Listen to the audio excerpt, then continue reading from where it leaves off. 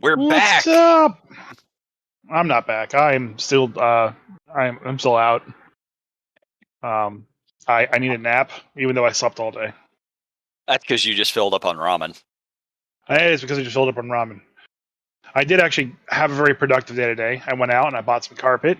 I bought a cat tree. I put together the cat tree.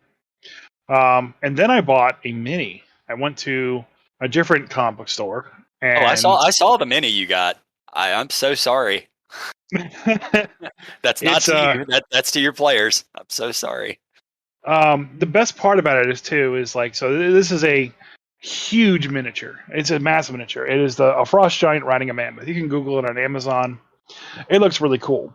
The thing is, though, is that mammoth is just a large creature, but the mammoth that it's riding is easily a gargantuan sized creature. So like the base itself is like gargantuan size, but then it has like the smaller like drawn ring at the center of it, and it just says mammoth. Like, come on, no one's gonna treat this like a large creature. This thing is massive. Yeah, So that's not a large size creature at all. yeah, That is a pretty big mini too. yeah. I actually I was actually at another local brick and mortar store. I was actually went there to pick up like an incense burner stick thing. Don't ask why. I just was. I wasn't gonna ask why. And then when I was in there, one of the players for Adventures League was in the store, just like chatting them up, buying books and whatnot. And he was chatting up with the owner, and I kind of I picked up this miniature because we're playing through Frostmade, and I thought it would be funny to walk over to the register and just plop this down right in front of him and go, "I want to buy this for no reason whatsoever." So I did that, and he kind of looks at me and goes, "Oh God." Yeah, as he should. As he should. And the store owner, his name is Beowulf. I'm not going to ask what his real name is. His real name is Beowulf. Okay, birth name. How about that? Beowulf. Yeah, I don't believe that for a second. I don't know. So, anyways, he goes, "So you really want to buy that?" I was like, "I really do, but I think my wife will kill me if I do." He goes, "Hold on, I got something for that." And he walks over to like his like little side area, and he opens up this thing and pulls out this dice set and comes back and he hands it to me. And he goes, "Give this to her. It'll make her feel better, and you can buy the mini now." I was like, "All right, sweet." And then I was like, so I'm in for a quarter, in for a pound. Yeah. So I run over, grab a box of like random frostbaited minis, and I buy a little tiny box as well on top of the giant mini that I bought. And the dice set that he gave me is really cool. When you hold it up, they just look like crystals, and they're super sharp, and they got very sharp edges to them. Not like the cut you sharp, but sharp, not like rounded or smooth. And you can't see any numbers on them. All right. So when you roll the die, you can't tell what you rolled. You actually have to use the associated infrared laser and shine it on the die to see what the number is, and then it like immediately pops out. Okay. While that's really cool, and I would love to kind of own something like that. That's a collector thing. It is so they're super pretty, and they pop when like the light hits it. They like sparkle and everything, and then like the numbers show up. They're really big numbers too, so they're easy to read. It was just so weird, and I basically came home with this giant mini and like handed the dice set immediately to my wife, and then I scuttled in with the the giant mini. Yeah, easier to ask forgiveness than permission. And so I kind of got away with that giant miniature, and she's very happy with the dice. So I have to get a shout out to Beowulf. Thank you for saving me. And I bought your giant mammoth. Let's be honest. All he did was get himself a sale. I mean, it worked. Oh, hey, I will harbor no ill will towards any business person who's trying to hustle like that. That's well done. It was well done. So yeah, I got another mini. The Adventure League is going good. I do got a funny story, and I guess I'll tell it now since we're talking about Adventures League. Yeah, go for it. It was actually with the same player that was in the brick and mortar store. My party had decided to kind of go back and like redo the same encounter that they just completed because they for somehow got really attached to this ancient temple and what was there and the minions that were there being vague on purpose. Mhm. And I was like, I need them to move on from this. So I basically had another NPC they ran into in the previous session utterly destroy the entire area because I just wanted them to kind of get there, go see, oh, everything's dead and gone. This, we definitely need to leave.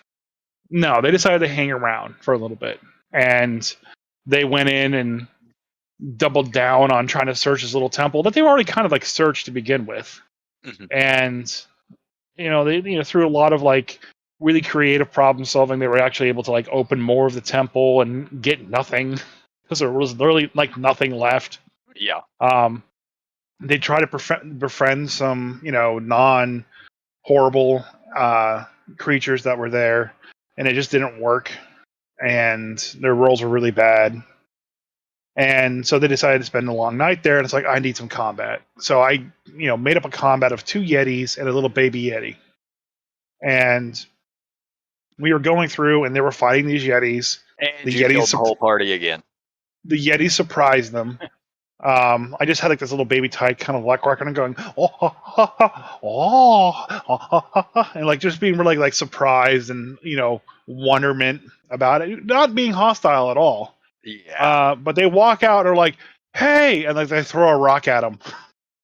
So Who does the mom and the dad show up and like bah and jump on them. So that was the beginning of that fight, and it was Jetties are only CR3. Yeah. There was 9 of them at the table. It was they were fine. Right. I knew they So would you win. so you only killed 3 of them. Oh no, actually, I didn't even. I think I knocked down 2 of them. The 2 people that walked outside got paralyzed almost immediately and flattened. But the funny story is the player that was there. He was playing a bard, and the Yeti was attacking another player. Okay, so the Yeti did its eye vision thing, and the person was paralyzed. So it runs over and it smacks that player. I roll the dice at advantage, and I get like a 17 and a critical hit. And I was like, all right, that's a critical hit. He goes, silvery barbs. And I was like, all right, silvery barbs. Pick up the crit die, roll it. It's lower than 17, so I'm like, all right, well, the 17 still stands. So does a 22 hit your AC? And she's like, yeah. I was like, all right. And since you're paralyzed, that's a critical hit. And Yep. he like his face, he was so happy to get that silvery barbs off and stop the critical. And then the second he was like, oh, she was paralyzed, and it's 5 feet of her, and just like his face sunk, and like it was. Yeah, I mean, I'm gonna be honest. I probably would have made the same mistake. Like yeah, that, I mean, it was a gut reaction. Yeah, it's a gut reaction, and that's one of those super technical details that I know that, but I mean, I'm gonna react in the same manner most of the time. Yeah, so good reaction. They did well, but Yeah. One of the few times where silvery barbs did not come through. Well, he gave advantage to somebody else, and that helped. Yeah. The fight. Yeah. So like it wasn't a waste. Like so that's the best part about silvery barbs. Even if it doesn't do anything, it's still advantage to somebody else. You know? Yeah, you can always give it to yourself if you need to. So. Yep. And our home game is going real well. Mike, the DM, is doing a great job handling stuff. This was his first real session having to deal with multiple mobs, and by multiple I mean in the double digits. And when you're running that online, that's a nuisance. Yeah, I mean running it on paper is a nuisance, Yeah, so. It is, but it's like you have to have. I mean, if you've already got everything created, it's not as big of a deal. But but like we were hitting them with AOE's, so there was like individual saves, and really when it comes down to it, even the book says like you can do a general save for everybody, and that's a nice shortcut. But it sucks when like you do one roll and everybody saves. So you really got to develop your own style and how you feel as a DM is the fairest way to do that if you're going to do a general roll for everybody. I will never do one save for everybody. Now, there are times I might do 2 saves for, say they fireball 6 people, Mm-hmm. and they all have the exact same stats. I might do 2 saves, the left half and the right half, something like that. But I will never just individually save for multiple targets. Yeah, I don't think I think I roll saves for everybody in most cases. Yeah. Um, If it's it just lower, wouldn't. if it's like 3 or 4, I'm probably just rolling all of their saves. Once Yeah, you start getting above that, then I might start doing group saves. and the best way to handle it, and if you're talking about a huge amount, if you say talking about 10 creatures, do one roll, but know that on average half of them are going to fail. So if they succeed, if your roll succeeds, you can just say, okay, well half of them are going to succeed, half of them are going to fail, or whatever number feels fair for you, or just do a straight roll and go with that, without any modifiers in. Yeah. Just be fair to the players because they are using their big AOE spells. So it really sucks when you roll one die on 20 things and it's a save. Yeah. It never Or a it never fail. should be a straight pass. Yep. Well, if everybody fails off of one roll, the player's not going to complain about that. No, the players won't, but it still sucks either way. Yeah. Yeah, So if it's it is not a fair or fail, balanced. yeah, if they fail, some of them are going to pass in that single roll. So just do what you got to play with it a couple times and you know Yeah, and it do what also feels right. it does sort of depend on what's being cast. If it's a Yeah. fireball, I'm going to be way more lenient towards just allowing mobs to fail because it's just damage. Mm, If it's a slow, if it's slow, I'm probably going to make every one of those guys do a saving throw because yeah. slow is one of those effects that sticks around for multiple rounds, and I kind of need to know who truly is under the effects of it because that's going to completely alter combat going forward. Yeah. Yeah, like AOEs are they are definitely one of the more difficult things to deal with properly and effectively as a DM. Yeah. Because I got my dragon breath, which is a straight line, which is pretty easy, all things Yeah, considered. I usually only get like three in a line, but the cleric has burning hands, and Shelley's artificer has fairy fire. yeah. Fairy Fire is So another good example. yeah, we're hitting everybody. Yep, including your um, own people sometimes. yeah, actually, so on that, she used fairy fire on a group of orcs that we were fighting, and her badger was caught in it, but so was the ogre, and I think like orc, including the name orc, was caught in it. Mhm. So she does the roll for the badger, it fails. The DM rolls for all the orcs, and they all fail. And when she cast fairy fire, she was like, "Okay, I got to get the ogre fairy fired. It feels big and dumb and slow, so it's going to get caught in the fairy fire." And me as my dragonborn, who's just like, so yeah, Ton has heard about ogres before. They're very dexterous creatures. Their belly Yeah, wibbles back and forth and wobbles back and forth, so you think they're there, but they're actually there. So any attack that you have that hits their dexterity modifier is just going to fail. Me knowing personally that they have a -2 dexterity, right. Yeah, they're horrible at but Ton dexterity. doesn't.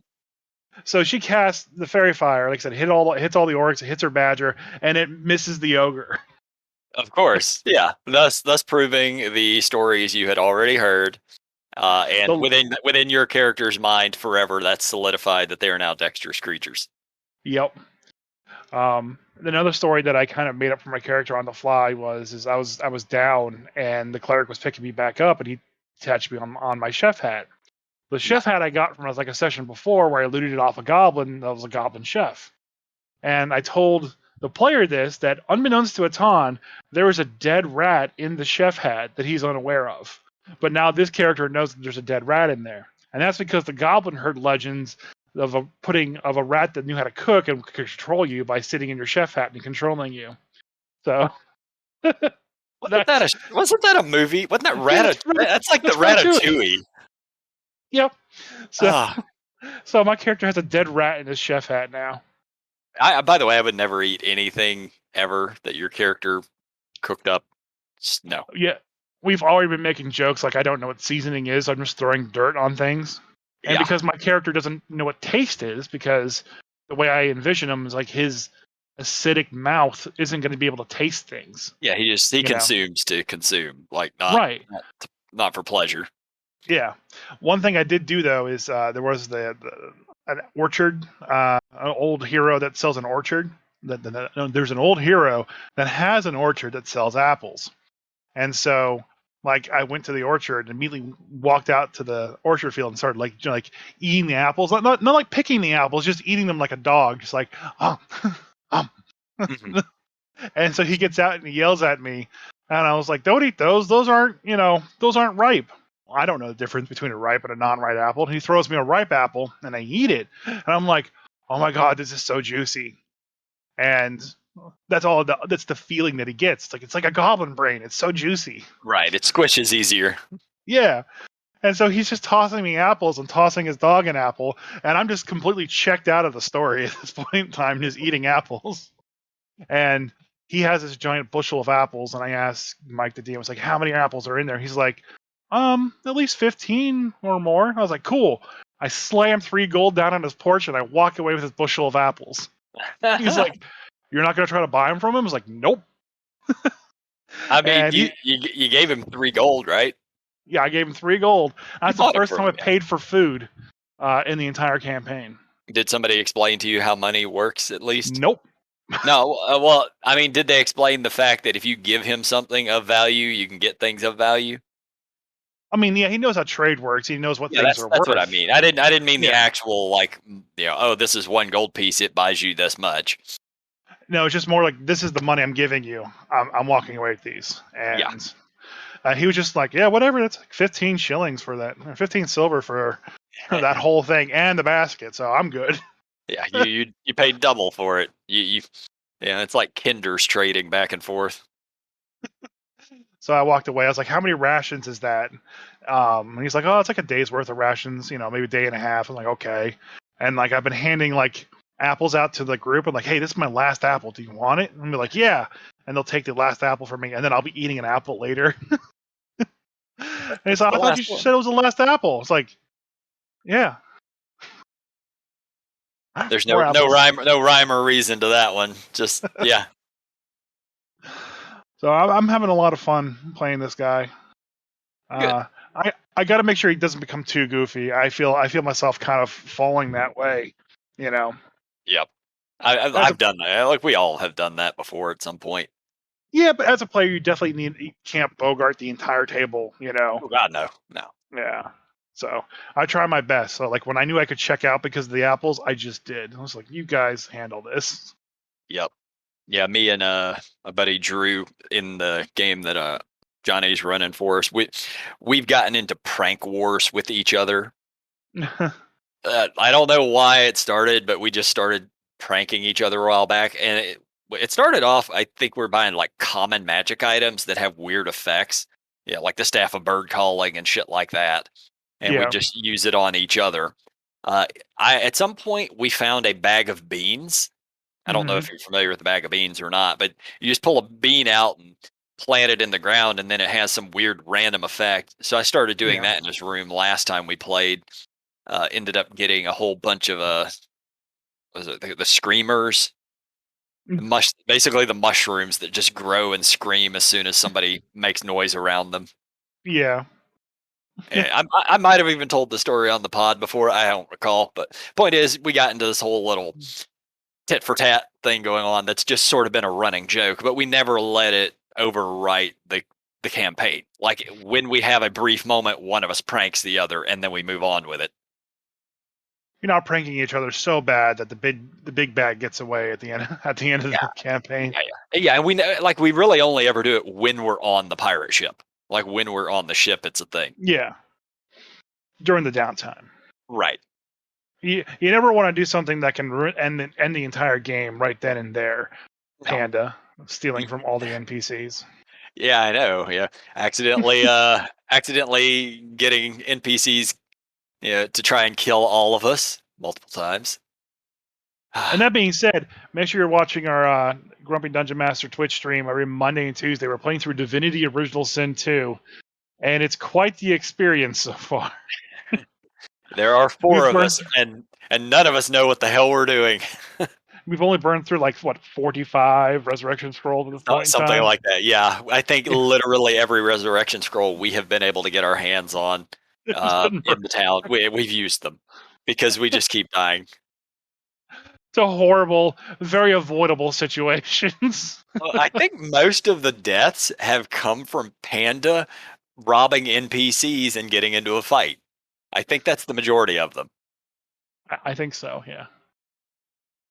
Uh, Um. Make sure to check us out on this coming Thursday. I think we're planning on talking more about the Ouroboros uh, Yes. system that just dropped. Uh, Not gonna dive. We'll dive into deep details on the stream like we did last week. I'll also put up what we've done so far on YouTube, hopefully this week. Um, but yeah, we kind of did go through. Ouroboros is a setting that was created by Chris Metzen of ex Blizzard fame. He kind of basically created and crafted the lore for Warcraft and Starcraft, and some of Diablo. Or not probably not all of Diablo, but he definitely had a hand in helping with that. But Mhm. Warcraft is definitely his baby. Um, And so the Ouroboros is a setting that he made in high school that they have basically through his new studio called War Chief Gaming, where he's now basically developing tabletop campaign settings and other kind of tabletop games. And so far, everything about the setting, and we talked about it a little, just in passing in previous episodes, it looks fantastic. It's got a lot of creativity. It's very unique. It's definitely very Warcraft and feel. It's got a lot of like the same kind of like aesthetics, where like you get these really big, powerful organizations that kind of like are in control of things and they're all kind of shady.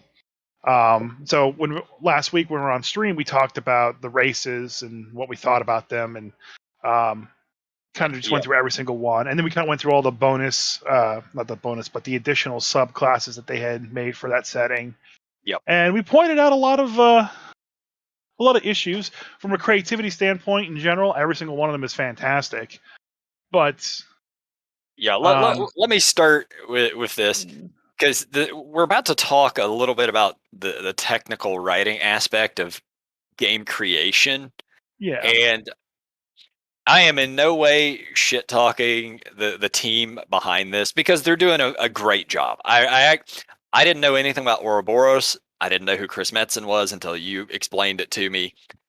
And then I decided to go through this with you on the stream, and I actually like the feel of this. I like the hmm flavor. I like pretty much everything I'm seeing of what they're trying to do. yeah, Now, the only complaints we had was, and mind you, this is still in sort of alpha or beta phase. Like, this is yeah. not a final product.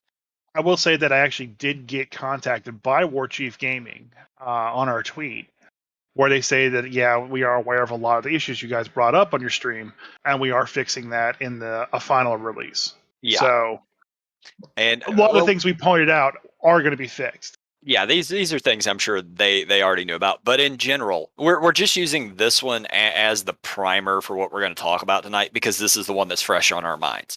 But Yeah. for anybody who is writing content like this, if you are creating a race to play, if you're creating magic items, if you're creating backgrounds or archetypes or anything like that within this Dungeons and Dragons 5.0 setting specifically, or most game settings, Pathfinder or anything like that, you have to be super meticulous about the wording of things. hmm You can like there are gaming systems out there that are sort of ephemeral where you don't have to have tight rules, and that's fine.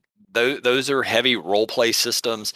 But if you have a system that has a lot of rules and that is combat heavy, like Dungeons and Dragons, like Pathfinder, like Shadowrun, hell, even the Vampire the Masquerade settings and stuff like that, you have to have tight wording around what you're writing. Otherwise, it leaves too much interpretation hmm for the game master. Uh, so the one that there was a lot of them that we came across in this that will be fixed before the final one. But I'm just going to read over one of these. It's for a archetype, the Wraith Blade, and the Wraith Blade had a whole lot of different stuff in it. We'll do Touch of the Malisanth, I think. Uh, Touch of the Malisanth, starting at 17th level, whenever you make a sneak attack, you deal an additional 1d8 damage plus your dexterity bonus to one creature. That's fairly straightforward. You immediately receive healing equal to the damage done with this attack. If this kills the target of the attack, you use the ritual of the Draconis Malisaf to absorb its life force, gaining 2d10 plus the target's constitution bonus in temporary hit points. You also gain a proficiency of your choosing that the enemy possessed permanently. The next time you kill an enemy in this manner, you can choose to replace that proficiency with a new one. The There are certain wordings in here that are not absolutely clear. Yeah. When, whenever you make a sneak attack, you deal an additional 1d8 damage plus your dexterity bonus to one creature. You immediately receive healing equal to the damage done with this attack. All right, so it does not make it clear if you receive healing equal to the entire attack or if it's just the 1d8 plus your dex bonus. And Right. that's you're talking healing 12 damage, 13 damage as opposed to 50 damage. Or 70 damage, really, when Yeah, you factor in sneak attack. yeah. I'm just throwing a much larger number, and Yeah. it is not clear because of how it's written. Hmm. Like if you're writing this stuff, you must be absolutely meticulous on things like this. Yeah, and then to give somebody something permanently, is every time you sneak attack, They you just get actually a free proficiency, which that is written and it sounds okay, but like that's no, that one actually they actually did a yeah, good job with that part. You yeah, also gain a proficiency of your choosing that the enemy possessed permanently. That is good wording, but it also leaves it open to how many of these can you gain. The next sentence is the next time you kill an enemy in this manner, you can choose to replace that proficiency with a new one. So yeah. it does they kind of clear it up where you're not allowed to get more than one of these ever. Yeah, but it's still like giving somebody something permanently off of just an attack is kind of a balance issue as well too. It's not really a technical writing issue in this case, but just like It could be a balance issue, that's a yes. long time for one thing. Yeah. Um, like having it last a day or 24 hours or 48 hours or something like that is a little better, especially since you can basically get it every sneak attack. Yep. Now the one Because yeah, it at probably this point should in say time, I can just kidnap a bunch of NPCs that have my trained proficiency and just sneak attack them with like a feather, tickle them with it non-lethally, of course. And now I have this proficiency. It's like yeah. But it, like we're talking skills, you know. This yeah, isn't world breaking. Oh no, I'm now proficient in arcana, you know. yeah, Oh but no, still. I know history all of a sudden. That one was a good example of the attack thing. Do you have an example of one of the ones that was like, "Hey, you can just do this because we didn't specify what kind of action it was," and this was the Oh, most egregious in this there were case. yeah, there were several of those, but I gotta. It might take me a minute to find one. I think there was one where like the warlock class Yeah, the is warlock was Pact a of the good. Ink, Yeah, and they pack. have a mechanic to devour souls, and it was like it didn't say what kind of action it took for you to devour souls that you had it inked on you. You could just do it whenever. So like in the space of a turn, you could basically devour all 40 souls that you had on you, Yeah, well, hang on. get back all your spell slots, get rid of your exhaustion and everything else. Here Uh, was a good one. Was the sacrifice soul yeah, at 14th level? Once per short rest, you may force a target to make a Wisdom save against your spellcasting DC. Like I'm not even gonna bother reading the rest of it because it's a moot point. What is the action required to do this? Yeah, reaction. yeah. Oh, eh, but especially in Dungeons and Dragons, they are very specific. You have move, you have action, bonus action, reaction. As far as I'm aware, that's it. There's no. I mean, I guess you technically have free action, but they don't call it a free action. Free action is It's a thing you can do as part of your move action. Uh, yeah. so anything that your players can do, you need to set it in stone as an action of some type. Yep. Otherwise, they can just Um, like the way this reads. It's okay. It's the middle of Jim Bob's turn. I don't go for three rounds. I'm just going to make this guy do it right now. yeah. That's how that reads. Yeah. And a lot of that comes just with like writing out modules. I mean, because all the ideas, like Ouroboros and all the ideas and the creativity behind it is definitely on point. Oh yeah, Um, it's just the mechanics of it needed to be fixed. yeah, and they So will and be. and having written a lot of mechanics, it's really hard to remember everything. To be totally honest, like I forget things all the time. Like I'll sit there and kind of rewrite a sentence in my head 3 or 4 different times until I get to the way where it sounds the best, reads the best, and is the clearest for the DM or for the player.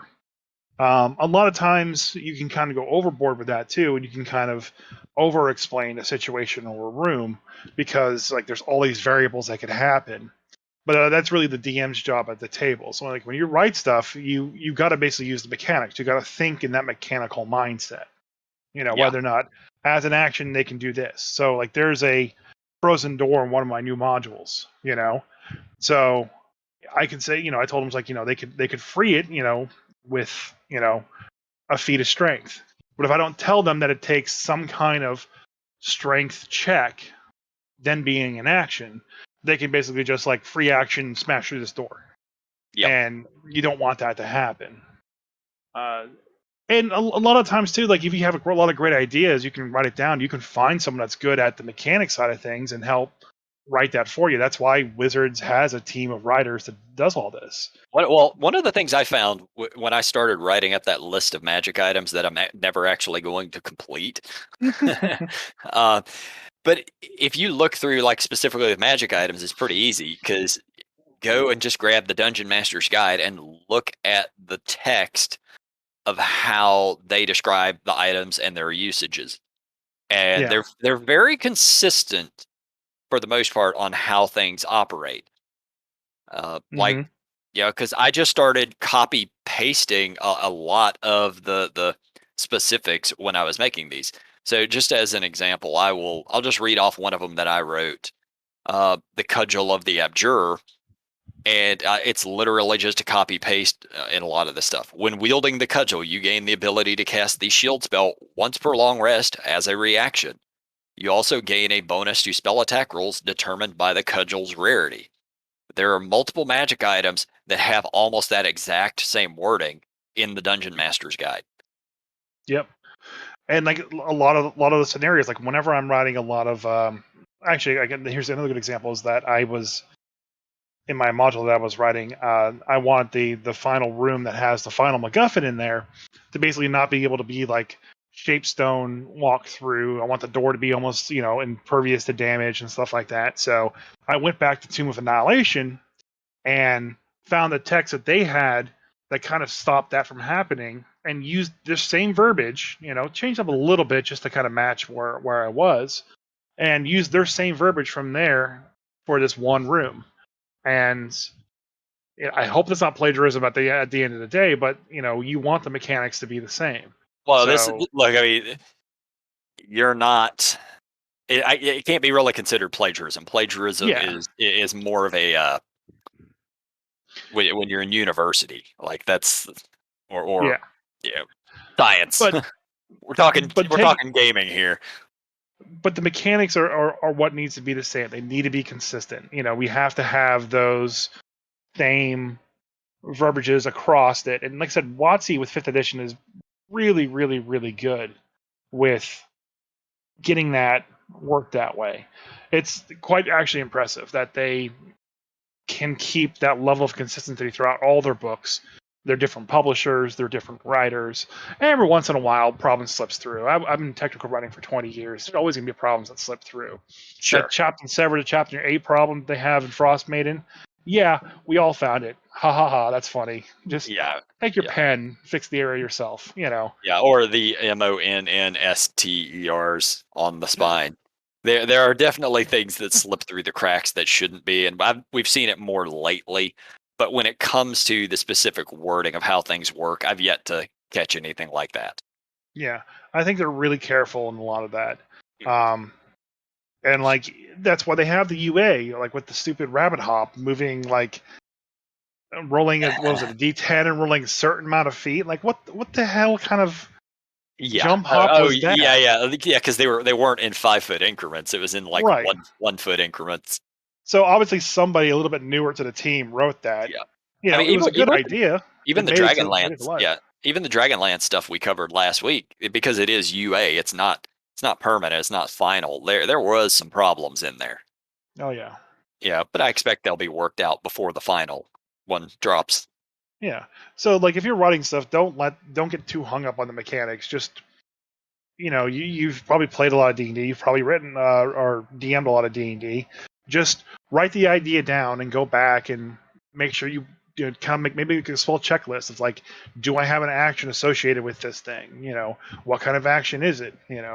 Uh, what kind of damage is it? Just don't say it does 3d6 damage to you. Yeah, What what type? kind of damage? Piercing, Yeah. bludgeoning, fire. There's a lot of different types. If all else fails, it's bludgeoning damage. Yeah, Mm. The sword slashes you across the chest for 5d6 bludgeoning damage. It was just a very dull sword. yeah. But these are things to think about if you decide to try to write this stuff down. Um, Yeah. And we're always around. I'm always in my Grumpy Dungeon Master Discord. If you ever have a question, just pop in. Text me. I'll be there. I'll be happy to answer a question or two. he does answer questions, oddly enough. Yeah. So let's get to Uh, the so, meat and potatoes and the yeah, whole reason why we're here. yeah. Speaking of UA, I mean, I guess this is tangentially related. I hope that's the right word.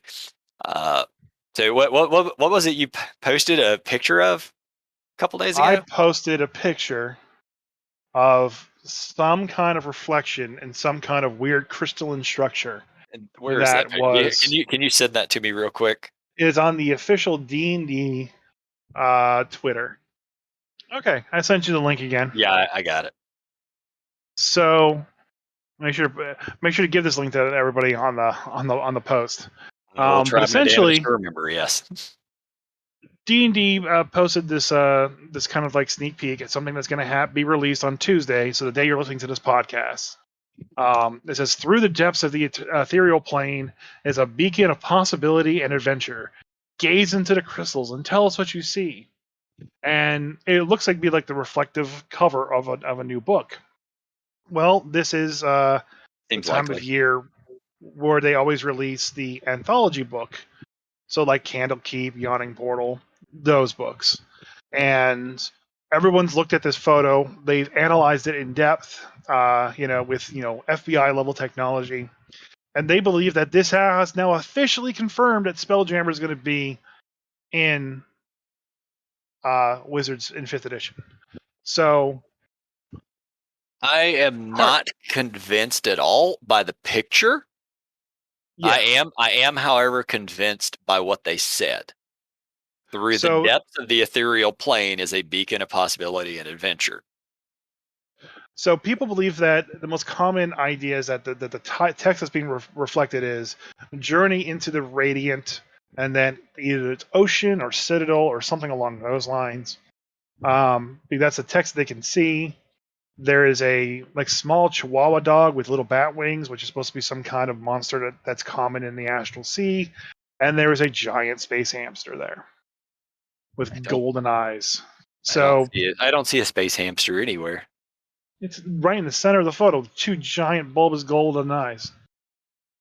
It looks like a bazaar. It is a bazaar. I don't see a fucking hamster. Top right hand side corner of the crystal, the main crystal. Maybe. I think people are seeing things that might or might not be there. I do see the bat thing though. Yeah. Uh, so what this almost confirms, it's probably Spelljammer coming. It's Astral Sea, Spelljammer, or something along those lines. And with the push into the multiverse, that's pretty much this is the gateway book into that, I would think.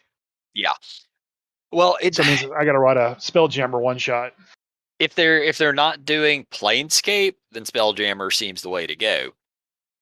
Uh, I got Yeah, it's the only thing for me is like not without knowing how would the what is when they say ethereal plane? What do they mean by ethereal plane? the ethereal plane. So the ethereal plane sort of connects everything within the. I can't say the multiverse. Yeah, The forgot. cosmology. Yeah, within the cosmology of everything Dungeons and Dragons, sort of the ethereal plane is what has connected everything, at least since probably first edition. Okay. I don't know that they've ever gone back and done a rewrite to say otherwise. Uh, they had it set up in by at least second edition where all of the different settings could be visited via Spelljammer. All of them were all these little worlds, the Forgotten Realms. What is it? Toril? Is that the name of the world? I I think think it's so. Toril. I think it's Toril. Um Dragonlance, which I'm blanking on the name of at the moment. Dark Sun. Like all of these places were inside the prime material plane. They all were Hmm. stuck inside of sort of crystal spheres. And with a spell jamming ship, you could sort of fly from one to the other, to the other, to the other, and so forth, Okay. making it possible to visit all of these locations without ever having to go to any of the other planes. Planescape came along a little later on in second edition.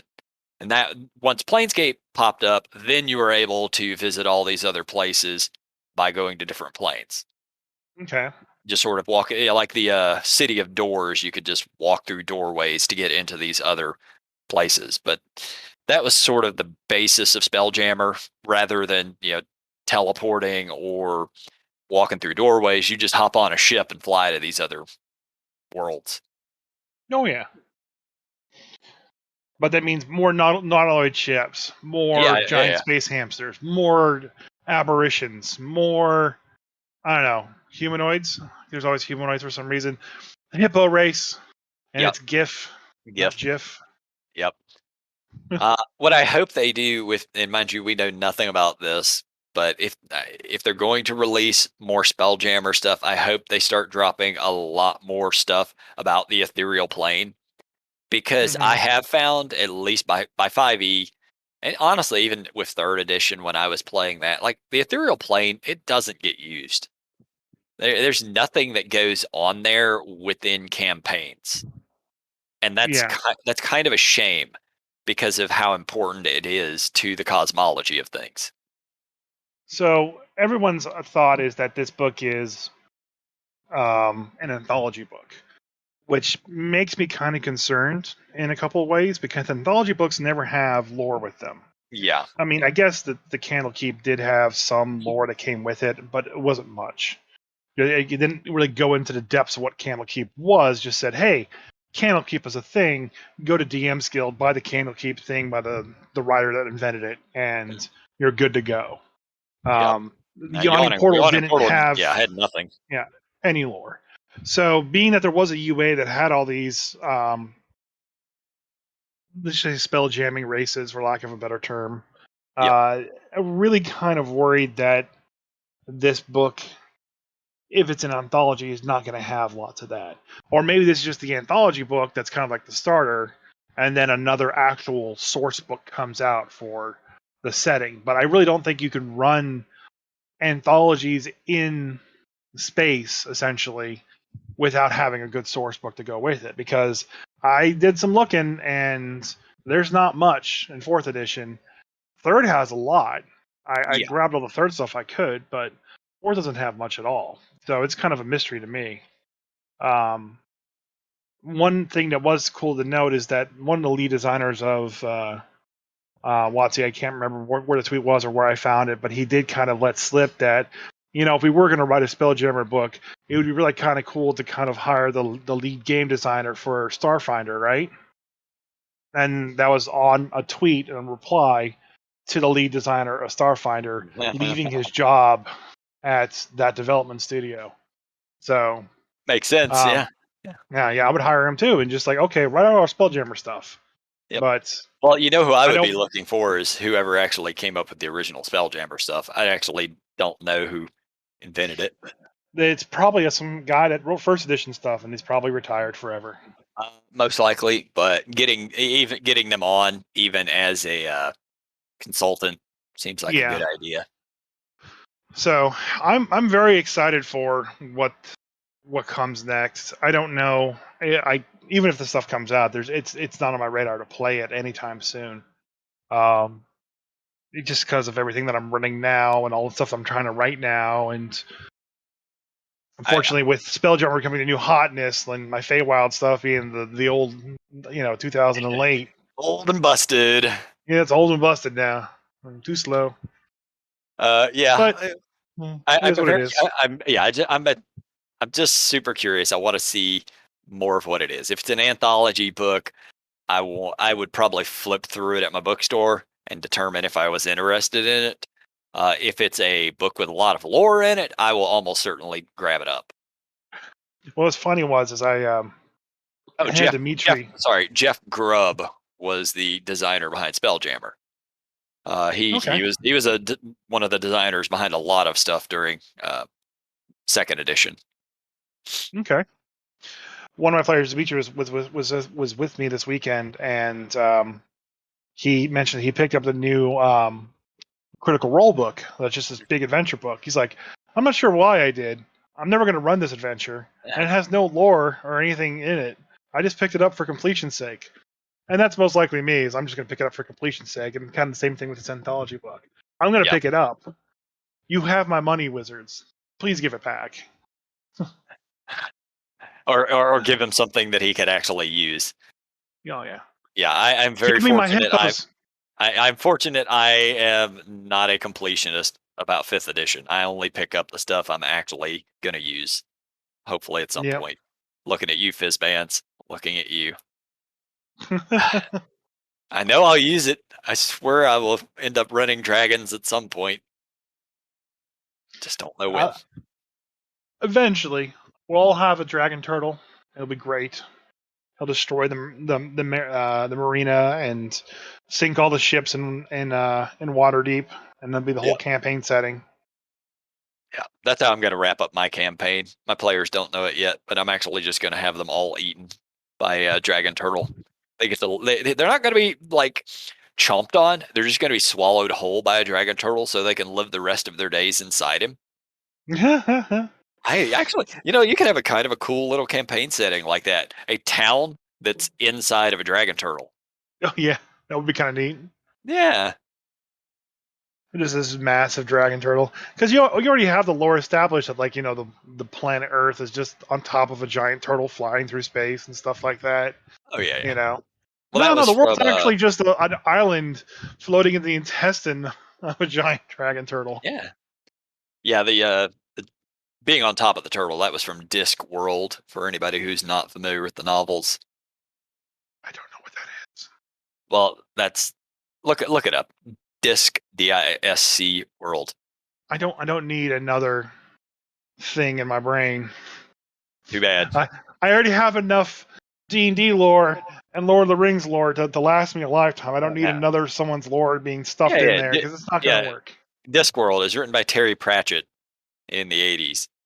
Good stuff. I've read a couple of them. I've watched there's several movies out about it, and I think they're actually doing either a Netflix or HBO or Amazon. One of them is doing a full series on it here shortly.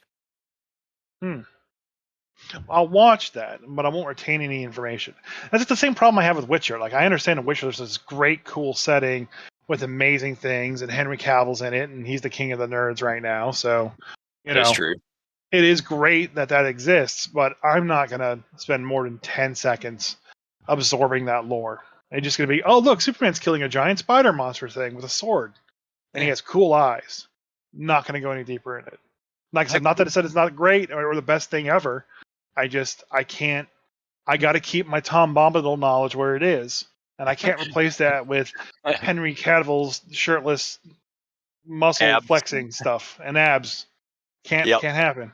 No, I get it, man. I get it. Like when it comes to The Witcher, I like the setting.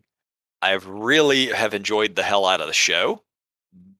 The game, I played maybe 20, 25 hours of The Witcher 3. Mm-hmm. And yeah, that's it. I'm gonna watch the new seasons of the show every time it comes out, but that's kind of where my knowledge of it's gonna end is whatever happens in that show. Yeah. And to be fair, there is a third compartment there for World of Warcraft lore, because I know all the Warcraft lore.